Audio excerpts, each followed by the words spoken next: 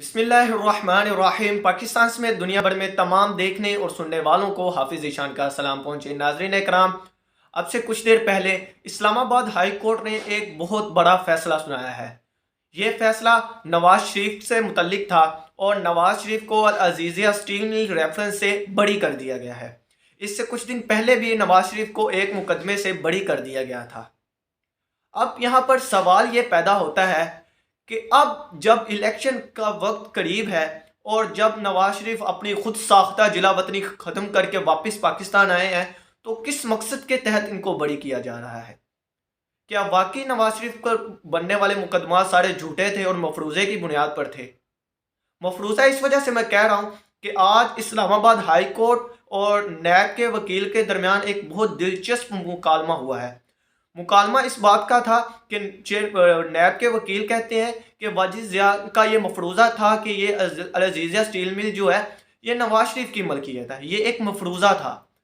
उनको लगता था कि नवाज शरीफ की आमदन है इसलिए वो इसके मालिक बन सकते हैं, लेकिन उनके बेटों की इतनी आमदन नहीं है इसलिए इसके मालिक नहीं हो सकते।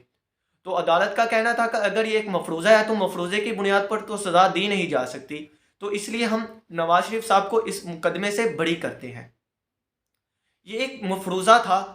आप बात समझें, बात की गहराई को समझें कि मफरूज़े कहा जा रहा है अब।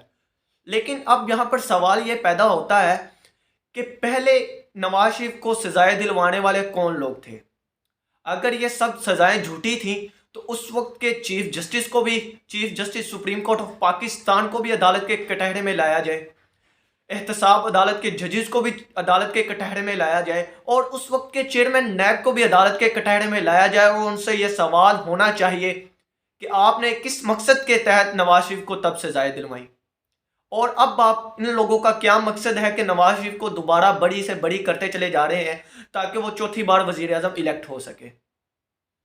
अब मैं एक और बात पर रोशनी डालना चाहूँगा कि कुछ लोगों को इस वक्त बहुत बड़ी उम्मीदें हैं कि नवाज शरीफ चौथी बार वज़ीर आज़म पाकिस्तान बनेंगे तो मुल्क की तकदीर बदल जाएंगे, मुल्क को सीधी पटरी पर चला देंगे, मुल्क की मईशत बेहतर से बेहतर होती चली जाएगी।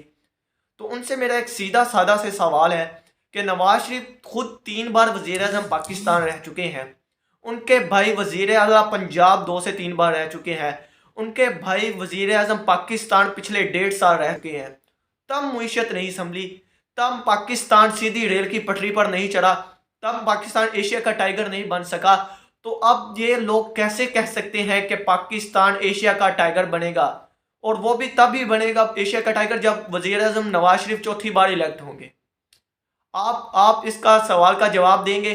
अब आप इसको बढ़ाएंगे कि उस वक्त के चेयरमैन नैब को, उस वक्त के चीफ जस्टिस ऑफ पाकिस्तान को, उस वक्त के एहतसाब अदालत के जजेस को इस वक्त दोबारा नैब अदालत के कटहरे में लाना चाहिए और इस बात का जवाब देना चाहिए कि आपने उस वक्त किस बुनियाद पर नवाज शरीफ को सजाएं दिलवाई थी और नवाज शरीफ को नाअहल किया।